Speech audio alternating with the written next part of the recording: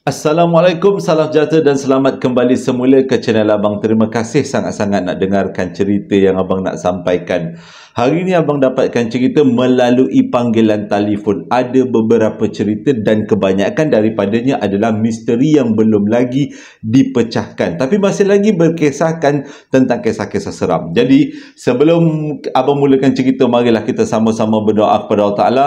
Semoga Allah panjangkan umur, murahkan rezeki, berikan kesihatan yang baik untuk kita semua, permudahkan segala urusan kita dunia dan di akhirat. Semoga Allah memberikan syurga buat mak ayah kita, juga memberikan keamanan untuk kita satu dunia dan memberikan umur yang diberkati. Tanpa membuang masa lagi, Abang akan mulakan cerita kali ini dengan auzubillahi minasyaitonirrajim. Bismillahirrahmanirrahim.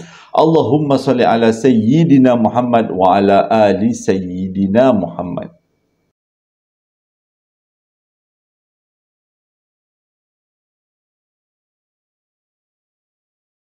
Jadi pada hari ini, hari Rabu, pertengahan kepada Minggu, Abang harap cerita yang Abang sampaikan ini dapatlah memberikan pengajaran pada masa yang sama, memberikan hiburan pada kita semua. Tapi jangan takut sangat. Pandai menasihatilah ni. Jangan takut sangat, apa-apa cerita kita cari dia punya kebaikannya dulu. Sebab yang penting kita takut kepada Allah Ta'ala, kepada Tuhan Yang Esa. Itu yang lebih penting. Yang lain-lain tu dia bukan takut, dia rasa seram aja. Tapi yang penting kita jangan takut. Kita jadikan iktibar. Okey.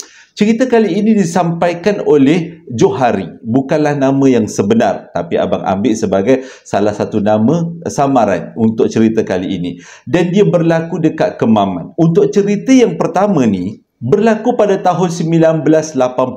Pada waktu tu Johari masih lagi sekolah rendah, tapi bukanlah kecil sangat. Umur dia masa tu hampir nak masuk tingkatan 1, lebih kurang darjah 5 dan ke darjah 6. Pada hari kejadian, ini adalah satu misteri yang memang tidak dapat dipecahkan. Pada hari kejadian, sebenarnya pada pukul 9 malam, tidak terlalu malam. Mereka sekeluarga duduk dekat rumah yang ramai ahlinya, termasuk mak ayah, adik-beradik dan juga ada atuk nenek. Jadi dekat rumah tu mereka selalunya akan ambil masa daripada pukul 8 malam menjejak ke pukul 10 malam menonton sama-sama di TV ramai-ramai. Pada waktu tu belum ada gadget-gadget lagi, handset tak ada lagi. Jadi dengan kata lain, waktu menonton TV sekeluarga adalah satu waktu yang sangat berharga. Tapi pada waktu itu, apa yang ditayangkan dekat TV tak adalah cerita yang menarik sangat, yang menyebabkan Johari tak berapa nak seronok nak tengok TV sama-sama dengan keluarga dia. Jadi dia ambil keputusan untuk melepak dekat dalam bilik. Pada masa yang sama, dekat dalam bilik dia ada bola sepak. Dia baru pinjam daripada kawan-kawan. Nak kata pinjam tu tidaklah, tapi selalunya kalau kita main bola ramai-ramai kan, kalau siapa orang yang terakhir ataupun orang yang terawal sampai, selalunya dia yang akan ambil bola tu. Selalu sampai yang terawal tinggalkan padang, dia yang akan ambil bola tu untuk disimpan buat game yang seterusnya, permainan yang seterusnya.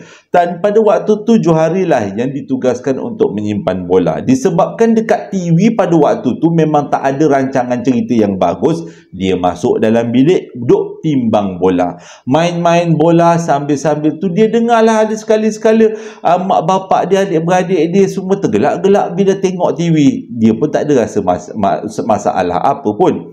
Sedang-sedang dia timbang bola, entah kenapa cara timbangannya tak berapa nak elok, dan bola tu bergolek masuk dekat bawah katil. Dekat dalam bilik tu ada satu katil queen. Agak besar jugalah katilnya. Pada waktu tu belum ada lagi katil king rasanya. Jadi dalam bilik tu ada satu katil queen, dan katil tu diletakkan memang dekat dengan dinding. Dan dinding tu pula ada satu tingkap. Dan kalau dibuka tingkap tu memang seram-seram sejuk sebab dia bersebelahan dengan belukar. Pada waktu tu, lepas bola tu bergolek dan masuk dekat bawah katil, macam biasa kita kalau tengok benda masuk bawah katil pun kita akan jengah dekat bawah katil, dan kita akan cuba ambil barang yang ada yang tertinggal dekat bawah katil tu. Begitu juga dengan Johari. Waktu dia menjengah dekat bawah katil, dia kuis bola tu supaya bola tu dapat dikeluarkan daripada bawah katil. Selepas bola tu habis keluar, maksudnya dia dah dapat balik bola tu, baru dia perasan dekat bawah katil dia ada seorang perempuan. Perempuan tu hanya nampak kepalanya dan seluruh badannya dibaluti dengan kain batik lepas. Siapa perempuan ni? Setelah diamati betul-betul, dia tengok betul-betul perempuan ni siapa pula ni. Ada adik-beradik perempuan dia yang tak nak tengok TV ke, yang duduk dekat bawah ni, ataupun ada saudara mara yang datang tiba-tiba nak buat cak bum ke, yang nak terkejutkan dia. Dia perhati betul-betul dekat bawah katil ni. Siapa perempuan ni?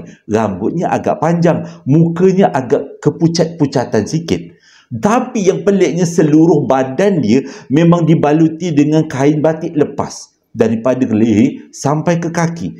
Dan sewaktu Johari pandang ke arah perempuan tu pandang semula ke arah dia dengan pandangan yang keliru. Jadi Johari pun tenung nak pastikan benda ni patung ataupun benda hidup. Tiba-tiba benda tu mengelipkan matanya. Sah, ini benda hidup. Tapi muka dia ni ada seiras-iras macam adik perempuan dia. Dengan kata lain, adakah yang bawah katil tu keluarga dia? Jadi untuk memastikan benda tu hidup dan benda tu adalah benda yang boleh dibawa berbincang ke apa, dibuat sesuatu lah kan. Johari ni pergilah ke dapur. Dia nak ambil penyapu. Waktu dia ke dapur tu, dia hurung penyapu tu melintas dekat kawasan ruang tamu tempat mak bapak dia tengok TV. Mak bapak dia tegur, apa benda yang kau nak buat dengan penyapu tu? Nak menyapu malam-malam ke? Itu je jawapan yang Johari bagi. Dia terus masuk dekat bilik. Dia jengah semula dekat bawah katil. Perempuan tu masih ada, dengan kepalanya dipandang keluar ke kawasan tempat Johari pandang. Maksudnya dia pandang ke arah Johari. Dan Johari gunakan kayu penyapu yang dia ambil, dijoloknya perempuan tu. Nak pastikan hidup ke bukan, dia patung ke bukan. Lepas 2-3 kali jolok, barulah perempuan yang ada dekat bawah katil tu keluarkan suara. Macam tu. Mula-mula marah benda ni. Sebenarnya dia tak ada perasaan takut. Itu je silap yang besarnya juga bagi abang. Dia tak ada perasaan takut. Dia jolok sekali lagi. Macam tu. Ini benda hidup. Dia pukul benda tu. Lagi kuat benda tu membunyi. Ini apa benda sebenarnya ni? Jadi dia pun diam. Tak tahu nak cakap apa. Dia cempak penyapu tu. Dia tutup pintu bilik dan dia terus ke ruang tamu depan. Dalam bilik dia ni memang seluruh tingkapnya dah ditutup. Mustahil ada orang yang boleh keluar masuk. Dan sewaktu dia duduk dekat ruang tamu, sebenarnya dia tak kata takut tu tidak, tapi dia takut kalau dia tercedera. Jadi sewaktu dia duduk dekat ruang tamu, dia pasang telinga sambil-sambil tu. Kalau ada bunyi datangnya daripada biliknya, yang mana tingkap terbuka ke ataupun pintu terbuka ke, dengan kata lain, makhluk yang ada bawah katil tu dah pun melarikan diri. Tapi sepanjang dia duduk dekat depan TV, dia tak dengar pun bunyi tingkap ataupun bunyi pintu terbuka. Dan pada masa yang sama, tingkap dekat rumah mereka ni, dalam bilik Johari ni adalah tingkap jenis nako. Memang mustahil kalau ada orang boleh menyelinap keluar atau masuk. Jadi selepas habis rancangan TV, mereka semua masuk ke bilik masing-masing. Pada waktu ni Johari dah berdebar. Adakah malam ini dia akan tidur dengan makhluk yang berbalut dengan kain batik lepas? Selepas dia beranikan diri masuk dalam bilik, dia tengok dekat bawah katil, tiada. Perempuan tu dah tak ada lagi. Apakah sebenarnya perempuan tu? Adakah dia makhluk daripada alam sebelah ataupun dia adalah seorang manusia? Itu adalah misteri yang tak dapat dipecahkan sampailah Johari besar. Semakin Johari membesar, semakin perasaan takut dalam diri dia boleh katakan semakin hilang. Tak tahulah, benda ni bukan dibuat-buat dia kata. Tapi keberanian tu datang. Mungkin dia adalah salah seorang anak lelaki yang selalu memegang tanggungjawab dalam keluarga. Apa-apa pun Johari yang akan bertanggungjawab. Dia ada ramai adik-beradik perempuan. Jadi dengan kata lain, dia bertugas untuk melindungi keluarganya, menggantikan peranan seorang ayah. Jadi perasaan takut tu selalunya dia buang jauh-jauh. Disebabkan dia buang jauh-jauh perasaan tu, menyebabkan dia hilang perasaan takut sikit demi sedikit. Kejadian yang kedua ni berlaku pada tahun 1994. Pada waktu tu Johari sudah pun sekolah menengah. Walaupun sebagai seorang pelajar sekolah menengah, dia ada satu kegemaran yang jarang ada pada orang lain, iaitu dia suka merayau-rayau naik basikal tengah malam, bukan tengah malam sangat, di antara pukul 8.30 selepas sembahyang Isyak sehingga ke pukul 12. Selalunya dia akan gunakan basikal tu merayau-rayau di sekitar kampung dan juga kampung sebelah dan kampung-kampung yang ada di sekitar yang dekat dengan kampung dia. Tujuannya adalah satu, untuk mendapatkan udara segar, sebab dia kata udara pada waktu malam betul-betul buatkan dia punya pemikiran jadi lapang. Yang kedua, dia suka dengan keadaan aman sekitar kampung. Kalau merayau-rayau pada waktu siang ataupun pada waktu awal malam, 7.30, 8.30, keadaan kampung dia ataupun kampung sekitar tempat dia merayau tu memang sibuk. Jadi dia memilih untuk merayau menggunakan basikal melebihi daripada pukul 9.30 malam. Pada satu hari, selalunya dia tak merayau sorang-sorang. Dia akan merayau dengan beberapa orang kawan dia. Dengan kata lain, 2-3 orang jugalah dia nak pergi merayau. Malam kejadian, dia sorang-sorang je yang pergi merayau, gunakan basikal sekitar kampung. Dia ajak kawan-kawan, seorang pun tak nak. Alasan macam-macam kawan-kawan dia bagi. Tapi nak buat macam mana, dia kata, dia teruskanlah minat dia, merayaulah daripada satu kampung ke satu kampung. Dalam banyak-banyak kampung, dia kata ada satu kampung dekat kawasan tempat dia kena maman ni, kampung tu dah banyak tak ada orang. Kebanyakan daripada rumah dah pun kosong. Dan jarak di antara satu rumah dengan satu rumah agak jauh. Bila masuk dekat dalam kampung tu, perasaan seram memang dah rasa. Tapi entah macam mana, dia sendiri tak pernah rasa takut. Makin dia rasa aman bila masuk dekat dalam kampung yang tak berapa nak ada orang tu. Kalau abang memang tak lah. Jadi sewaktu dia merayau dekat dalam kampung tu, dia melintasi satu rumah. Rumah ni berpenghuni. Ada orang, tapi tak ramai. Macam mana dia tahu ada orang kat rumah tu? Sebab waktu dia melintas rumah tu, masih ada lampu dekat dalam rumah yang dinyalakan. Memang ada orang. Sewaktu dia melintas dengan perlahan-lahan, konon-kononnya nak ngambil angin, tiba-tiba dia nampak dekat sebelah rumah tu ada seorang tua tengah berdiri, sama ada berdiri atau duduk lebih kurang, memakai baju kot dengan baju putih di dalam, memakai kain pelekat dan seluar panjang serta pakai songkok. Lelaki itu duduk dekat tepi rumah dan memandang Johari yang sedang melintas menaiki basikal. Mula-mula Johari buat tak tahu je, sebab mungkin atuk tu adalah atuk kepada tuan rumah yang datang duduk tepi rumah hanya nak ngambil angin.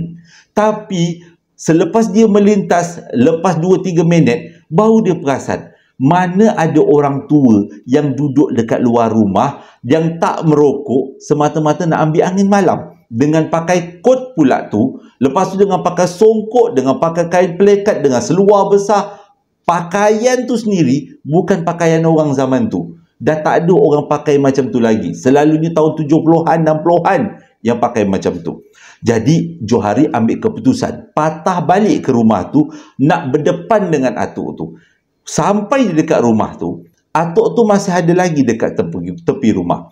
Sewaktu Johari letak basikal dia, jaraknya lebih kurang 10 langkah daripada atuk tu, barulah Johari perasan atuk tu mempunyai muka yang hitam dan terkopik-kopik, dan matanya tak nampak mata hitam, cuma nampak mata merah.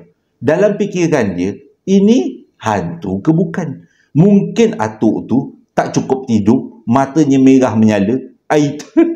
Itu alasannya. Kalau abang dah cop hantu, lari. Kalau abang lah. Jadi waktu tu dia pun berfikir-fikir. Selepas habis dia melintas rumah tu, lepas dia merayau beberapa kawasan lain, dan pada waktu tu fikiran dia berputar-putar. Nak tahu sebenarnya orang bukan. Dia pun balik ke rumah. Selepas balik ke rumah, esok malamnya dia buat sekali lagi aktiviti yang sama, tapi kali ini fokus dia kepada rumah yang ada atuk tu. Atuk tu masih ada lagi, duduk dekat tepi rumah. Tak apa yang dia buat. Dengan keadaan yang sama, baju yang sama, dengan bentuk tubuh yang sama, keadaan berdiri yang duduknya yang sama. Dan setiap kali, dan pada waktu tu Johari melintas depan rumah tu, dipandang Johari. Johari pun berhenti semula dekat depan atuk tu, pandang semula atuk tu, dengan harapan atuk tu tegur dia. Tapi atuk tu tak tegur. Matanya tetap merah menyala. Malam kedua ni, malam ketiga, datang semula kat rumah tu, masih lagi ada atuk tu. Sah atuk tu memang duduk dekat situ. Sama ada bukan manusia ataupun manusia, belum lagi dipastikan. Siang hari keempat, Johari ceritakan pada kawan-kawan dia. Sebab dah 3 hari berturut-turut, tak ada seorang pun kawan-kawan dia yang nak ikut dia pergi meronda-ronda waktu malam. Macam-macam alasan. Selalunya alasan sekolah lah. Selepas dia cerita dengan kawan-kawan dia seorang pun tak percaya. Semuanya anggap Johari ni menipu ataupun Johari ni nampak hantu. Sebenarnya mereka semua tak tahu yang Johari ni mempunyai keberanian yang luar biasa. Jadi malam keempat, mereka semua lebih kurang 7-8 orang naik basikal terus menuju dekat rumah atuk tu. Jam menunjukkan pukul 10 malam. Sampai dekat rumah atuk tu, mereka semua berhenti. Dan diorang pun tanya dengan Johari, mana atuk tu? Kita orang tak nampak, mana dia? Jadi Johari cakap, kita dekat sikit. Kalau jauh sangat ni memang tak nampak. Pada awalnya, mereka macam takut-takut nak dekat ke rumah tu. Pertama sebab rumah tu masih ada orang. Yang kedua, kalau yang mereka nampak tu adalah bukan manusia, itu adalah satu malapetaka yang hebat untuk mereka kumpulkan tenaga dan larikan diri. Jadi, tapi nak tetap juga tahu. Nak tahu apa yang Johari cakap betul atau tidak. Mereka ikut nasihat Johari untuk dekat sikit kedudukannya dengan rumah tu. Bila jaraknya 10 langkah daripada rumah tu, ke-7 budak yang datang tadi terus naik atas basikal, berlari, mengayuh sekuat-kuatnya meninggalkan Johari seorang-seorang. Mereka semua nampak atuk tu tengah duduk dekat atas satu kerusi yang ada dekat tepi rumah. Diorang tak menjerit. Diorang cuma naik basikal dan terus lari. Tindakan diorang tu, Johari dapat teka. Dan diorang tu dalam keadaan ketakutan. Johari ni pun naik basikal, kejar kawan-kawan dia. Tapi kawan-kawan dia laju sangat. Terpaksalah Johari ambil masa sikit untuk kejar kawan. Bila dah sampai dekat satu kawasan terang, yang ada lampu dekat atasnya, maksudnya tiang lampu, diorang semua berhenti sebab nak ambil nafas. Kedudukannya dengan rumah tu memang dah jauh sangat-sangat. Lepas tu Johari tanya, dah kenapa korang lari? Korang kata korang tak percaya aku cakap. Kawan-kawan dia kata apa? Kau ni bodoh ke apa? Kau tahu tak apa yang kita orang nampak tadi? Kita orang nampak tu makhluk alam sebelah. Takkan kau tak nampak? Kata Johari, kan aku dah cerita. Mukanya hitam, terkopik-kopik, matanya merah. Jadi nak buat macam mana? Dah itu memang muka dia. Dia orang ni cakap lah, nak sedarkan Johari, beritahu, mana ada manusia yang mata merah, mana ada manusia muka hitam terkopik-kopik, walaupun dia terlibat dengan kemalangan ke ataupun dengan kebakaran, tak akan sampai muka dia seteruk tu. Dan mana ada orang tua duduk dekat tepi rumah. Jadi Johari tahu yang kawan-kawan dia dalam keadaan ketakutan. Akhirnya Johari beritahu, sebenarnya aku dah nampak daripada 3 malam sebelumnya dan aku langsung tak rasa takut. Aku ingatkan korang pun tak takut. Rupanya korang lebih takut daripada aku. Maaf sangat-sangatlah kawan-kawan, dia kata. Lain kali aku tak akan ajak korang kalau aku ternampak benda-benda yang bukan-bukan. Siapakah atuk tu? Sampai kesudah. Sampai dah Johari berumur sekarang, dia tak tahu atuk tu siapa. Dan selepas peristiwa 4 malam berturut-turut tu, Johari setiap kali datang ke rumah tu, dah tak ada atuk tu. Ditanya juga dengan kawan-kawan yang duduk dekat kampung-kampung sekitar, ada tak kematian tentang atuk tu? Mana tahu kan atuk tu tiba-tiba meninggal, tapi seorang pun beritahu tiada langsung kematian dekat rumah tu. Dan Johari tak pernah pun tanya, siapakah lelaki tua atuk yang duduk dekat rumah tu? Dan banyak sangat dan Johari beritahu, dia macam rasanya lah, dia kata mungkin benda tu ada kaitan dengan saka ataupun dengan pendamping yang ada dekat rumah tu. Itu je. Dia tak pernah dan tak akan tanya yang lebih daripada tu. Cerita yang ketiga ni berkenaan dengan misteri yang belum dipecahkan untuk versi yang ketiga. Yang pertama, orang bawah katil. Yang kedua, atuk duk tepi rumah. Yang ketiga, Johari dengan ketukan misteri. Kisah ni berlaku dekat Kemaman, dekat satu kampung, cuma tidak diberitahu kat mana kampung tu. Pada tahun 1989, dekat kampung tu dan kampung-kampung sekitar memang heboh tentang ketukan misteri. Dalam pukul 2 ke pukul 3 pagi, akan ada ketukan misteri dekat rumah. Tapi bukan semua rumah yang alami. Ada sesetengah rumah sahaja. Ada orang yang nampak yang mengetuk pintu tu adalah seorang perempuan. Tapi tak ada seorang pun pernah ambil gambar. Tahun 1989, kamera pun mahal lah kan. Jadi dia kata hanya berdasarkan kepada cakap-cakap orang.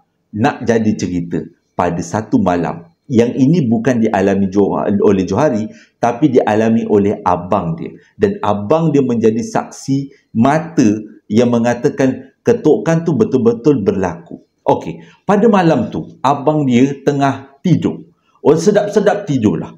Tiba-tiba entah macam mana terjaga. Terjaga tujuannya adalah nak pergi minum air dekat dapur. Sewaktu dia melintas pintu hadapan, bila keluar daripada bilik, tiba-tiba abang dia dengar ketukan dekat pintu depan.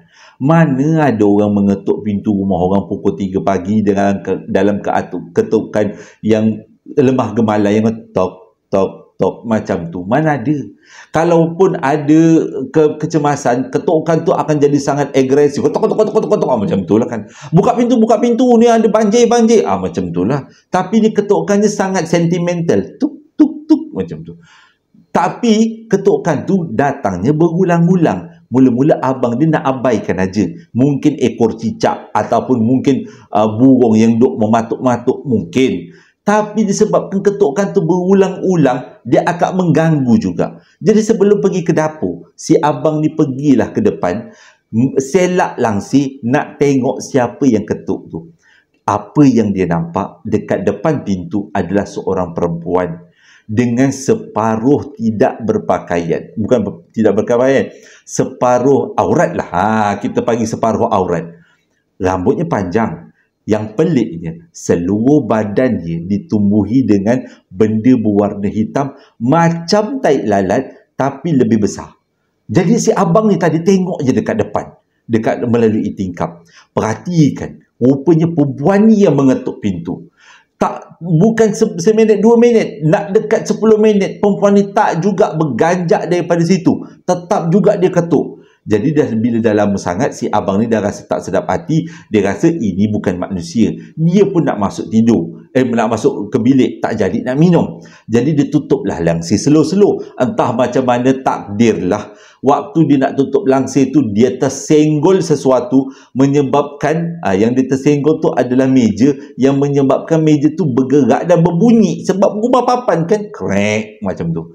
Waktu tu abang dia rasa, alamak dah keluarkan bunyi. Jadi dia pun selak langsir semula, dia nak tengok perempuan tu perasan ke tidak. Waktu dia selak langsir, belum sempat dia hack lagi, dia dah nampak perempuan tu tengah pandang ke arah dia. Jadi dia teruslah masuk tidur dalam keadaan ketakutan. Masuk tidur. Esok pagi dia ceritakan dengan saudara mara, dengan semualah tentang ketukan yang dia nampak. Cerita tu tamat kat situ je.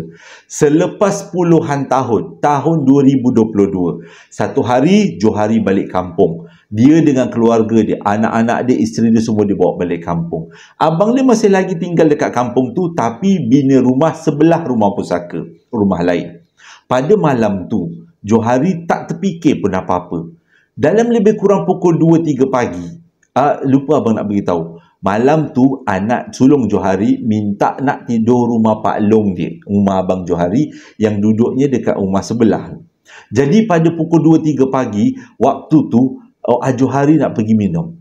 Waktu dia nak pergi minum tu, entah macam mana, dia punya pemikiran ni terimbau pada cerita abang dia yang berlaku pada tahun 1989. Waktu nak minum air tu, tiba-tiba dia dengar ketukan daripada pintu depan. Dan ketukan tu memang sangat sayu dan slow. Pukul 2 pagi. Dan terus Johari ingat tentang apa yang berlaku pada tahun 1989. Dalam keadaan perlahan-lahan, Johari pun cuba nak mengendap dekat tingkap. Tapi niat dia dibatalkan. Digantikan dengan, sebab Johari ni tak takut kan, digantikan dengan dia nak terus buka pintu, dia nak debik benda tu. Kurang-kurang kalau dia dapat debik benda tu, dia rasa puas hati. Akhirnya dapat debik perempuan bertahi lalat banyak, yang menyebabkan ketukan misteri. Tapi bila dia buka pintu, memang penumbuk dia betul-betul menghala ke depan, dia tak nampak pun apa. Mujurlah penumbuk dia tu hanya menumbuk angin. Yang bagi ketukan tu anak lelaki dia yang tidur dekat rumah Pak Long dia dekat sebelah. Pukul 2 pagi mencecet balik rumah semata-mata sebab apa? Nak tidur dengan ayah. Semujurlah dia kata dia tak tumbuk. Tapi dia kata ketukan tu tak pernah berulang lagi. Hanya berlaku tahun 1989. Bagi siapa-siapa yang tahu tentang cerita perempuan bertahi lalat ketukan di kawasan Kemaman tahun tu, boleh kongsi-kongsi cerita dengan abang dekat kawasan komen.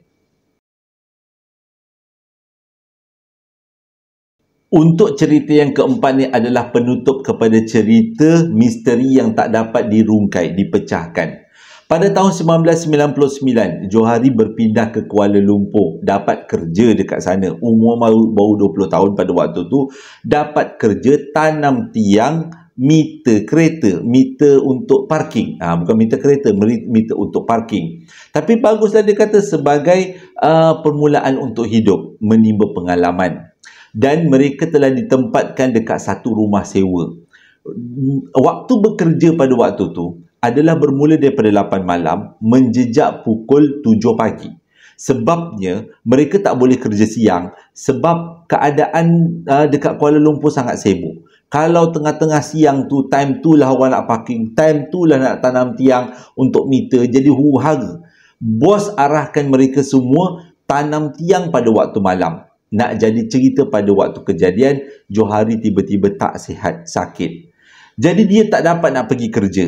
Walaupun macam tu, kawan-kawan dia tetap juga, yang senior-senior yang duduk rumah sama dengan Johari, desak Johari untuk pergi kerja juga pada waktu tu. Sebab dia kata tak elok Johari duduk rumah sorang-sorang. Dia orang tak cerita apa yang berlaku dekat rumah tu. Dan sewaktu Johari duduk dekat rumah tu, dia pun tak pernah pun rasa benda yang pelik-pelik. Tapi dia diamkan aje lah.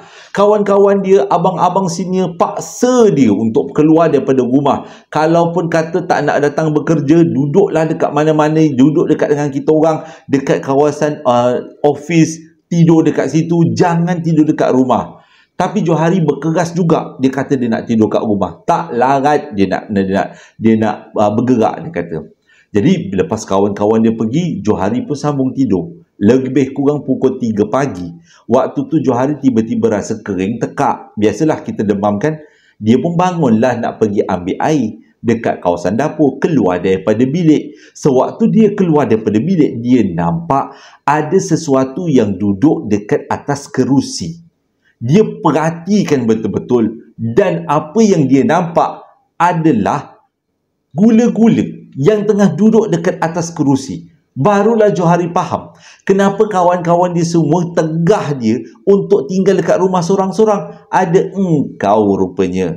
Kan dia tak pernah takut. Dia kata mula-mula daripada kecil dia takut, cuma perasaan takut tu dia dah buang.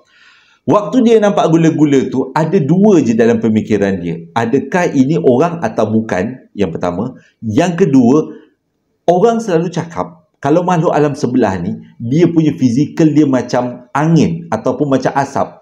Kalau dia dipegang, dia akan tembus-tembus. Jadi pada waktu tu, Johari nak buktikan apa yang orang cakap ni sama ada betul atau tidak. Dia berdiri dekat sebelah gula-gula tu. Tak adalah sebelah, jauh juga. Dan bila dia tengok gula-gula tu memang cuba bergerak, seolah-olah nak takutkan dia, dia pun hayunkan penumbuk. Dia terus tumbuk dekat muka, dekat kawasan kepala gula-gula tu, menyebabkan gula-gula tu yang tengah jatuh, yang tengah duduk tu jatuh kelepuk ke bawah. Dia puas hati. Cumanya dia kata waktu dia tumbuk gula-gula tu, dia macam tumbuk beg pasir. Tumbukan dia berat dan menghala ke arah benda yang tebal, yang keras. Macam tumbuk kayu lah, dia kata sakit juga tangan dia. Tapi dalam hati dia kata puas juga. Benda ni dapat kena tumbuk. Baru dia tahu bukannya bentuknya berasap-asap, bentuknya bentuk fizikal juga. Ketebuk benda tu jatuh. Dan waktu tu Johari baru nak debik untuk kali yang kedua, benda tu hilang. Memang tak ada. Hilang macam tu aja. Bukan macam asap-asap duduk dan terbang-terbang, tak ada. Tup, macam tu hilang. Jadi Johari pun dalam hati, oh, benda ni boleh dilawan. Kalau kita berani, benda tu akan jadi lebih takut. Itu bukan nasihat yang bagus untuk abang sebenarnya. Jadi dia kata, oh, benda ni adalah benda yang keras dan boleh dilawan. Dan bila besok pagi kawan-kawan dia datang balik, dia tanya dengan Johari, okey ke tidak duduk rumah ni seorang-seorang? Johari terus cakap, oh, korang takut dengan gula-gula kan? Aku dah debik dia malam tadi. Dia dah takkan datang lagi. Kawan-kawan dia semua terkejut. Jadi untuk hari-hari seterusnya, termasuk hari cuti, diorang pun duduklah dekat rumah tu nak pastikan gula-gula tu datang ketiga. Tidak, memang gula-gula tu tak datang, hilang macam tu aja. Dan itu dah adalah cerita terakhir untuk misteri-misteri yang tak dapat dirungkai, tak dapat dipecahkan. Mana datangnya gula-gula? Mungkin dia penghuni lama rumah tu yang memang ada dekat tanah tu sejak puluhan tahun. Johari pun tak tahu.